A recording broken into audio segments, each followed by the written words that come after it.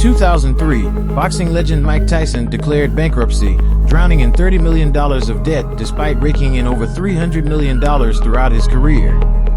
This raises a crucial question about money. Why do we chase it if we struggle to manage it? Today, Americans are facing record-high credit card debt, revealing a troubling truth: many haven't learned how to handle their finances.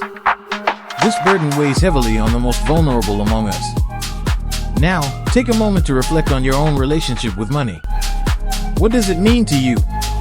Does it seem to flow in and out of your life like a fleeting breeze? Have you ever felt so vulnerable that you were tempted by get-rich-quick schemes or flashy promises from self-proclaimed gurus? My channel dives into these topics, but I believe our mindset about money is often more important than our ability to earn it. After all, what's the point of making six figures if you end the year with nothing to show for it?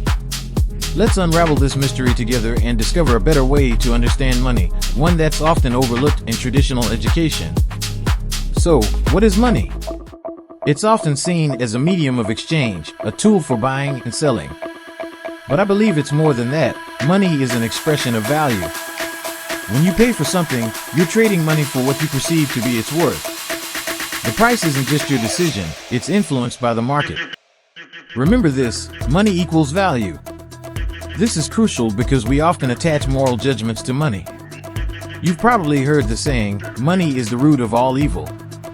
We see wealthy individuals and think they must have exploited someone to get there, forgetting to consider the value they created to earn that wealth.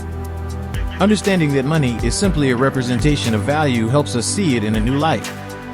It's not inherently good or evil, it's a tool that expands our choices.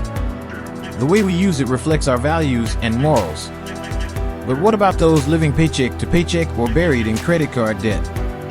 Just saying money equals value doesn't provide actionable advice.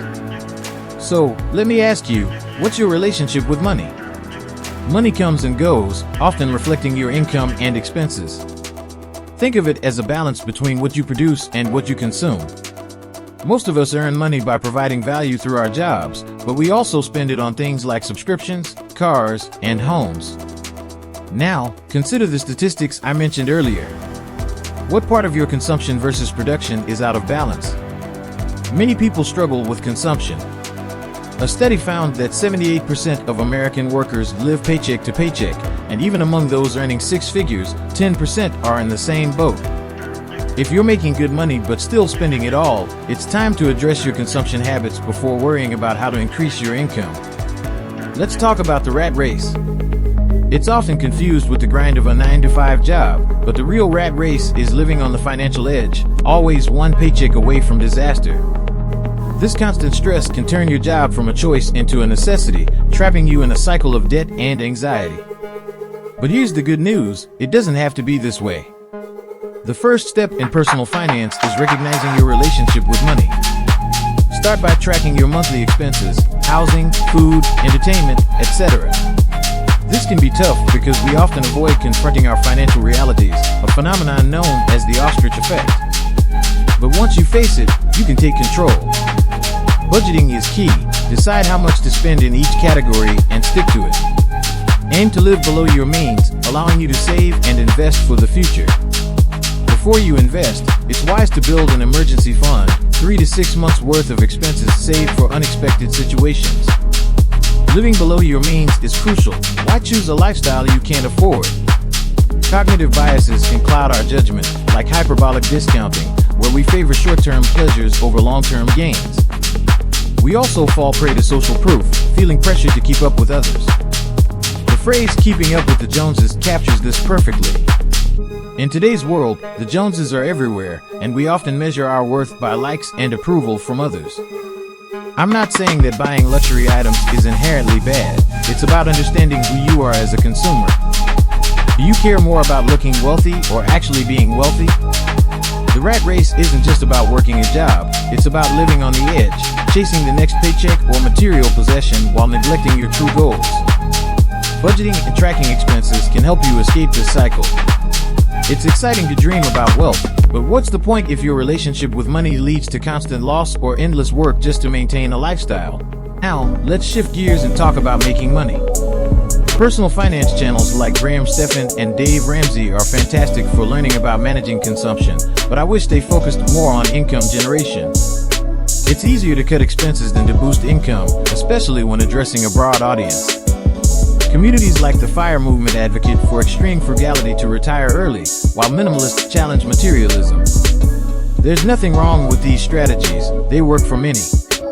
But let's be real, Graham Stephan isn't living frugally to earn his impressive income from YouTube, nor is Dave Ramsey relying solely on frugality for his wealth.